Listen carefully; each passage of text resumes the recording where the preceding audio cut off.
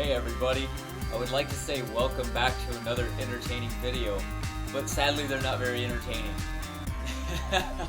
My videos are what I would like to have had when I was getting interested in all of these things. It's just about knowledge. I had a lot of questions, I didn't really get them answered, so hopefully I'm able to do that for some of you that are out there and answer some of these weird, obscure questions that aren't very many people talking about or touching upon. So, here, let us begin with my favorite subject, and this is anti-aging or longevity. Now, some of the things that I cover on the subject are vast, and the reason why is because aging as a disease is a vast array of things going around inside the body. Now, some of the most unique concepts that we have to look at aging as a disease are two in particular, called Werner syndrome and progeria.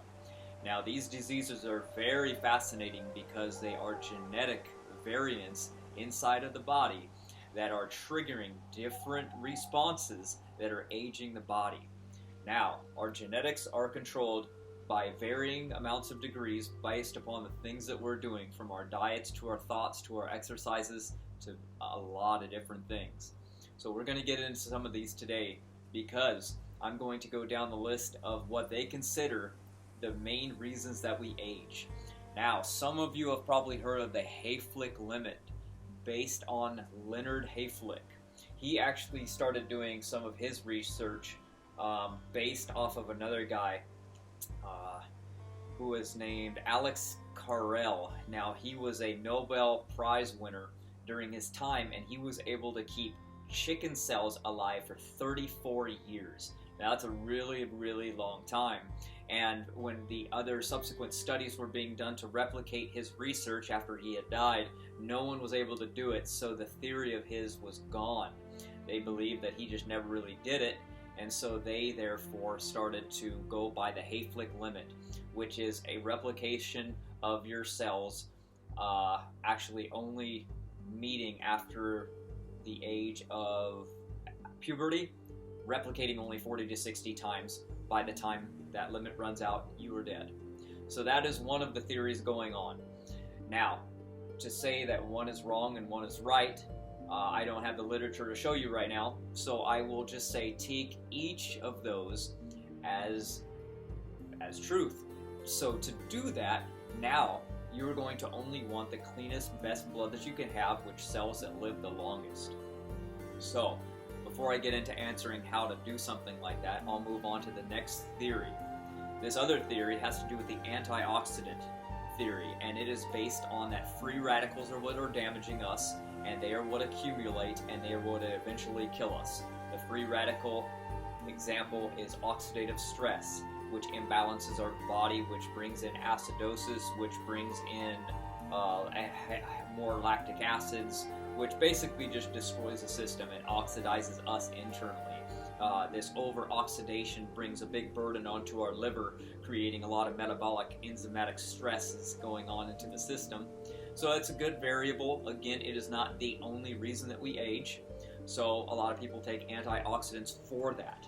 Now, another problem with some of the antioxidants that are out there today is simply the fact that they are isolates, and they are things that go in and they're water soluble, like the vitamin C's, like ascorbic acids, that are just, they have no thioronase in the middle of the cell. They are more of a free radical than an antioxidant. So we really don't want those sources. We want whole food sources, something the body can recognize, and if there's too much, it can actually urinate out.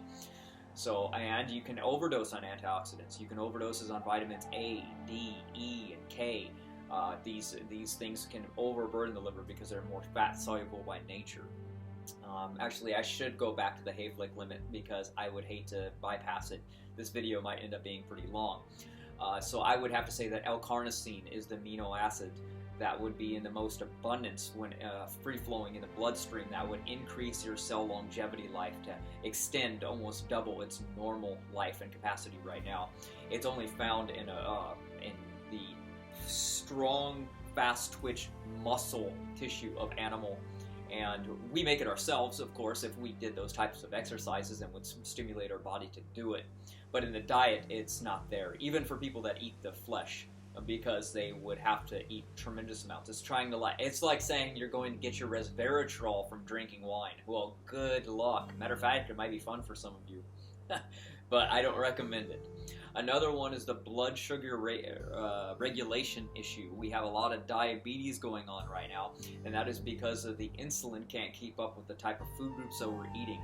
And the insulin flowing around the body is causing a lot of direct damage to brain and circulation and the blood, and most diseases are there. So we don't want to affect the blood really in any real degree or manner. So I'm a huge proponent of following the glycemic index and glycemic load of food. Some of you have heard of the glycemic index before. Most of you have, but the glycemic load might be a new thing. It could be a food that would be normally very low glycemic, but when you eat too much of it, it can be very high glycemic load, creating the same insulin response, if not more, than another type of food group. This is still in its infancy. I know a lot of research has been out there, and a lot of the foods are charted out, and there's a lot, but you're going to find a lot more coming up about these things in the future. Something to keep in mind is that not many super centurions at all consume any food that would be considered high glycemic, except for maybe something like a chocolate bar. So something to keep in mind. Don't watch those processed foods, watch the flours, watch the grains, watch the toxic junk that's on the shelf of a grocery store when you're going down aisles that are found in a box. Those are not food. Something that can sit there for 50 years and not go rancid isn't something that I recommend you put in your bodies. Another one would be the cross-linkage theory. Now, this one comes about from the Advanced Glycotic End Products, or AGE acronym. Now, this Advanced Glycotic End Products, or glycation, I would like to call them, occur from these fire that touches the food directly. So, anytime you're baking, roasting, toasting, barbecuing, frying, grilling, these foods have the most damage into the food and to the body. You can see it in the food by its graying, called a Maillard reaction, and it's when they're really dark. So when you're putting those foods into your body, or what's happening in these cross-linkages protein, your body doesn't always necessarily recognize as food, and a lot of times they get stored or deposited, or sometimes they are kept in the body, and it doesn't actually treat them like an infection and remove them right away, and you get a lot of things like cancer. A lot of diseases arise from these weird foods that should never been cooked like that in the first place. Now, I would agree that you can get away with cooking foods in water and boiling them and having less of that negative effect, especially when it comes to glycation. But then again, it comes down to the type of food. And there are some foods that I don't recommend being cooked like that at all. Grain being one of those foods. I'm just not a fan of that food group, period, no matter how you prepare it. I do have a grain article, and there is a way that if you want to keep consuming them, how to do it properly, how to actually get out the phytates and things like that. But I'll move on from now. You get it, glycation is a huge problem. If you want to reduce it, I recommend herbs like cinnamon and fennel. Those are really good things to add to some foods like oatmeal that a lot of you have, because they'll help lower that glycotic rate that's going on in the foods, so they don't affect your body as much. I would recommend people eat more raw fruits and sprouted nuts and seeds. These will have no real damaging effects unless you're getting into like these really hybridized foods and man-made creations when you go to a farmer's field that you don't find growing in nature anywhere. That's when you're going to find the really imbalancing foods like the banana, things like that. So the next one would be the neurological decline theory. That's where the hypothalamus hormone imbalance occurs from insulin and increase the cortisol levels of the body, and we can't really get them out as well because we're not very active.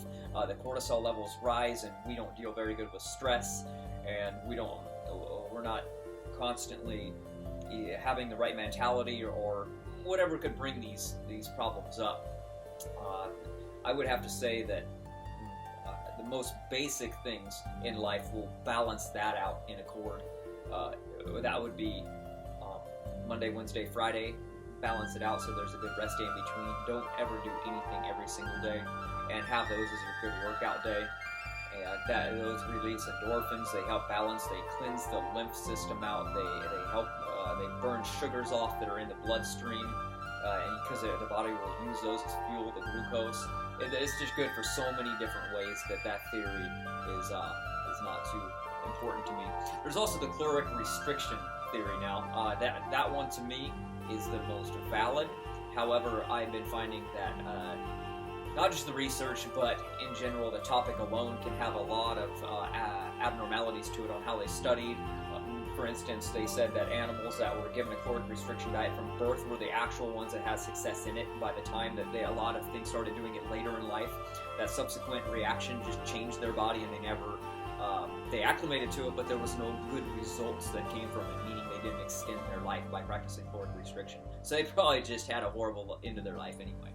So what I've found is the polyphasic eating style, which causes the autophagy in the body, or halitosis. These are the things that we want to do to help get the benefits of the caloric restriction by giving that long broke up phase where we can let our liver regenerate and have no food going through it, so there's no insulin response, and we can benefit by having human growth hormone being produced, by our liver producing metabolic enzymes like the superoxide dismutase and catalase, the glutathione peroxidase, and these will be the things that are coming on in the body that will break down these really damaging free radicals, these toxins which come in.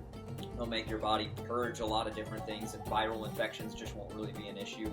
Now, these are coming, of course, from somebody who wants people that are healthy to start following this program. I don't want to wait for you to get sick before you start implementing these things. It's not only going to be tough, it might be impossible.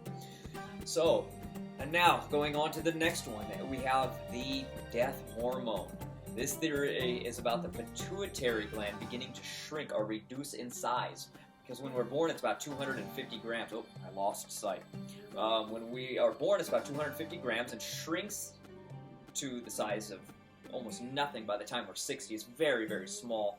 And we don't want these glands to really have this problem. We have calcification, we have shrinking of glands. It's just like muscle. It's atrophying, it's breaking down, it's at a loss, and we constantly have to keep balance. And everything about our lifestyles today are very imbalanced. So we need to bring that back. And I can see that as being a very unique concept as the death hormone being in the body, because these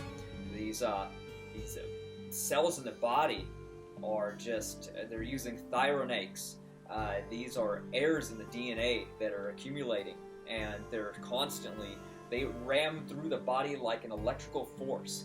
And you can look up some of these weird things that you'll see online about the death hormone, and when it's triggered inside of the cell, you can look through the microscope and you can see it looks like a spark of a cell, and all of a sudden it's a domino effect, and it just rummages through the entire body, and things dead within minutes, all from one little cell having a dysbiotic reaction to some kind of a gene that triggered on and said time to die. Now, we of course don't want anything to have that happen, so we're going to go towards what our body was designed to do and step back and go towards nature again. It's unique to me that we leave nature to go into a city to learn about herbalism and nutrition to take us back to exactly what was in nature in the first place. So we have to look at what our bodies are capable and designed to do and how it was designed to thrive. And I believe that by doing these things, degradation and imbalance cannot occur. It's only by doing these things which bring imbalance, which are tremendous amounts of things. So this is no easy task.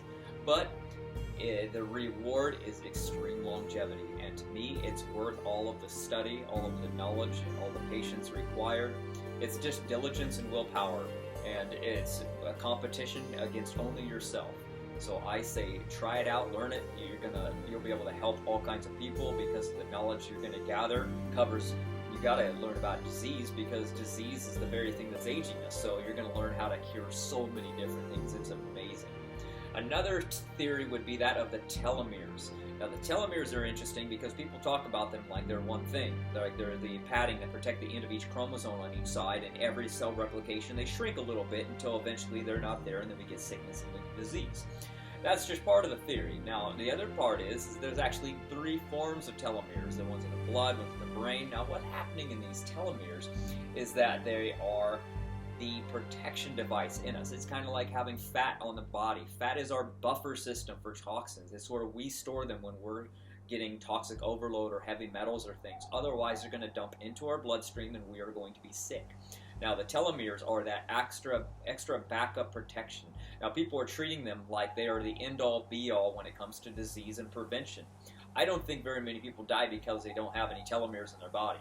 We have thousands of people that die every day. I would have to say none of them die because their telomeres were too short, unless some of them were, of course, a very terminal or chronic disease where their whole immune system was shot out and they had their telomeres reduced and in size to the point where that disease killed them because of reduction.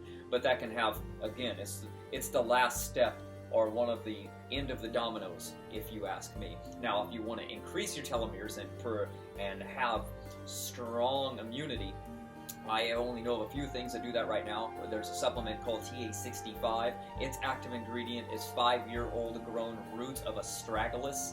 The other one is turmeric. To make that efficient in the body, I recommend peeling it fresh and swallowing chunks of it whole so that it can sit in the stomach and be productive. If not, you only have powder or you have a supplement. Black pepper has been shown to help it bind and stay in the stomach so that assimilation is very slowly into the bloodstream, so it actually can be beneficial. Taking powder and putting it on your foods and swallowing supplements that are liquid just go through you the process too quickly. You want it to be in your system. And the last but not least would be the probiotics. I'm a big fan of the probiotics because they do so much for the immune system anyway. Might as well have them in your program to begin with. I believe in rotation, so you can rotate all 3 of these. Now, when you're looking for a probiotic, I would have recommendations to flip around the label and look for L. planetarium and L. salivarius as part of this, because these are what come in high quantity in mother's milk, and they help your immunity form and function right. And a lot of us have been raised and gone through lots of vaccinations and have taken antibiotics, and we can't really obtain a lot of these rare, awesome probiotic flora, bacteria in a lot of in any of our foods, especially even in fermentation process. You're getting more like Lactobacillus acidophilus, the acid-loving bacteria. So if you can look for those things, get them enteric coated, take them as capsules and pills, take them, make drinks, pour them on your food, do everything. Take them in every way, shape, and form. Let them dissolve under your tongue. I'm a fan of taking them in extreme amounts. There's no real counterindication. You can overdose on a lot of things, and you'll know when you overdose on these because you'll be in the bathroom. But the counterindication to doing that is just that and that alone. There's no harmful effects, and a lot of us are imbalanced right now. So a big proponent of probiotics. Another one would be the metabolic enzyme degradation theory. Now, what happens is we're constantly bombarding the liver, and it's going through its daily processes of making insulin, and are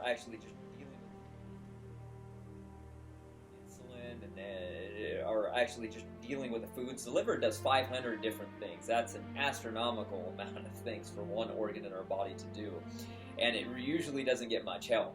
Now, it is the hottest organ at the bottom, and it is the fastest healing organ of the body. And 25% of all of our blood, around 20%, is always in that organ, and if it can regenerate in 3 weeks. So if that organ is impeded by some kind of a disease or sickness or infection somewhere in the body, it's lowering its ability to function correctly, and a lot of us are causing that problem by just the foods that we eat.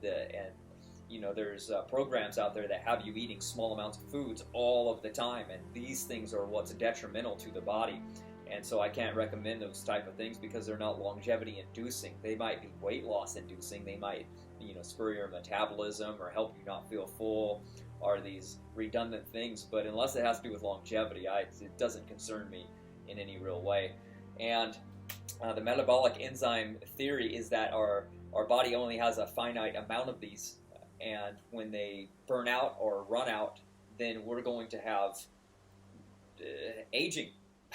That's the best way of putting it. So what's going on now is the liver is trying to produce something called superoxide dismutase, and it's going to dismutate or break down the most damaging free radical in the body called superoxide.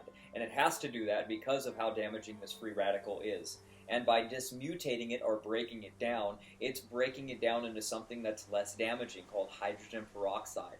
Now, our cells having a certain percentage of this hydrogen peroxide isn't necessarily a bad thing. It's a lot better than having the superoxide in the body.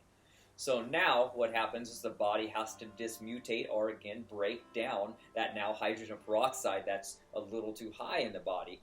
So then it makes catalase or glutathione reductase, breaking this metabolic enzyme down yet again, flushing it out of the system by turning it into water. So the body, by doing these metabolic functions, it's able to thrive. This is what boosts longevity. This is what helps us. Now, when you see gray hair forming on the head, that is an indication that hydrogen peroxide is building up, and the glutathione in the body isn't working correctly, or I should say the metabolic enzymes made by the liver are not functioning properly. It's a warning sign. It's telling you this is what's going on, and it's a heads up that there's an imbalance. So you want to increase these by doing it in the body. There is a famous herb now called fo tai or he shou wu. It is notorious for being called dark-haired man. It is a proponent for keeping the hair dark because of its boosting of the glutathione levels in the body to help that process out. I'm a big fan of the herbs, so again, you can find some of my articles that will give you a list of these things rather than me having you tell you and write them down. I know it might be entertaining, but I think it would be nice for you to just have a printout chart of saying, okay, ooh, look at this. I need some cinnamon. That really helps break down the superoxide dismutase. Oh, I really need some, astragalus root. That's really good. And these things are helpful when you're out shopping or when you go online.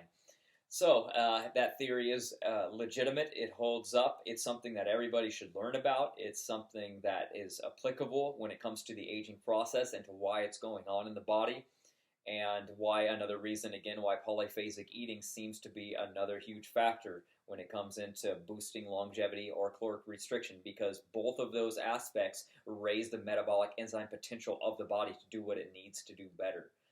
Food always is a disruptor in the body. People don't use it as fuel.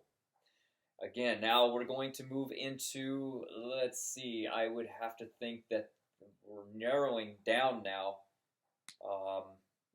the theories that are out there for why we age. I would have to say that the parathyroid is a good one, because the parathyroid gland is the regulator for the calcium in the bloodstream, keeping it at a constant range of around 10. And a lot of our foods are imbalancing this gland, and the parathyroid kind of burns out, and it's what causes a lot of calcification issues going on today. And when this runs out, or there's an imbalance in any real way, the parathyroid, being the regulator for this, allows more calcium to be in the blood than there should be, and that's why we have calcium channel blockers, is because so many people are having problems with this. And when this gland isn't working correctly and there's an imbalance, then what happens is the doctors see the calcium score in the blood, and they see it go up and around 20 and 30, and they freak out, and they put you on something called calcium channel blockers, and these make it so that your body cannot no longer really assimilate the calcium. It's just getting it out of your blood any way possible, and then your calcium serum levels drop, and then you get chronic acidosis because your body is unable to assimilate the calcium, which is alkaline in nature. So it's just a bombardment. It's like the domino effect. One little thing being out of balance just upsets the entire thing.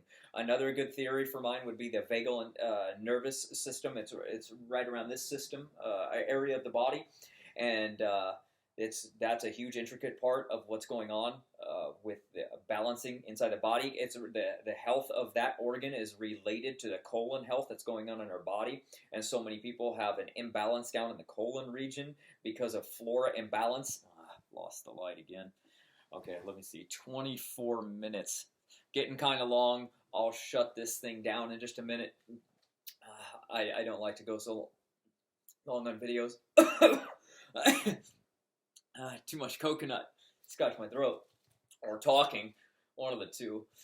Matter of fact, yeah, I guess that's good enough for right now. If anybody has any questions on the topic, it's one that I find really dear to my heart. I find it fascinating. I hope that you all can find longevity as something that would fascinate you and your family. I think it's our destiny, and sickness is a disease. Old age is the same thing. It's a disease. It's disgusting. It should never exist, and it will be eradicated. And I hope that all of you, somebody listening, might be intrigued by this, and one of you will solve this problem of aging yourself.